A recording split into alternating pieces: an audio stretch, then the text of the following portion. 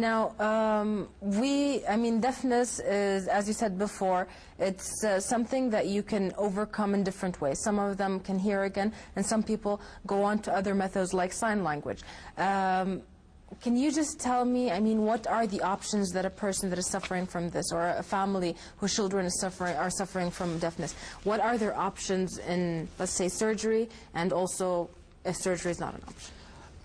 As we mentioned before, early detection and rehabilitation with hearing aid and good program which very much stimulate the facial cues, the lip reading, using the hearing aid, and education goes in emphasizing the hearing. If the hearing aid with this extensive rehabilitation doesn't work, then we do cochlear implant. But some patients, either they come, deaf people, they come late, after the language is already past the period which is between the 2nd and 6 years of life, then the hearing aid and the cochlear implant with their very severe and profound hearing, they lift with the sign language, which is another language, though it is so much localized in a certain group of people, and they can't really communicate freely in the society. We emphasize all the support for them. Though I'm doing cochlear implant, we should help them, help the awareness, like in this program, about their loneliness. They are lonely people, though they look very normal. Do you think that maybe lip syncing, reading the lips and so on, is like an option for, deaf people to learn how to read lips? It depends on the school, depends on extensive training. Some of them, they don't have hearing, they don't have hearing aid, but very, very extensive training early in their life, and I saw a few in Europe and America with a little bit of a hearing aid, but they are very smart, but this need extensive training. Okay, Doctor, you yourself are a consultant cochlear implant surgeon, and you have also developed your own approach in that field.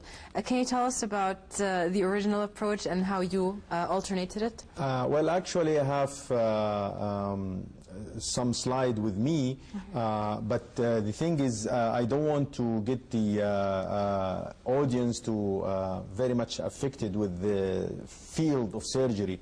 The approach, which is the classical approach internationally, is to go through behind the ear in the bone. We call it mastoid. Yes. And we open the mastoid on top of the facial nerve. We go through a window. We call it facial recess. And from that window to the middle ear to the cochlea and do the cochleostomy.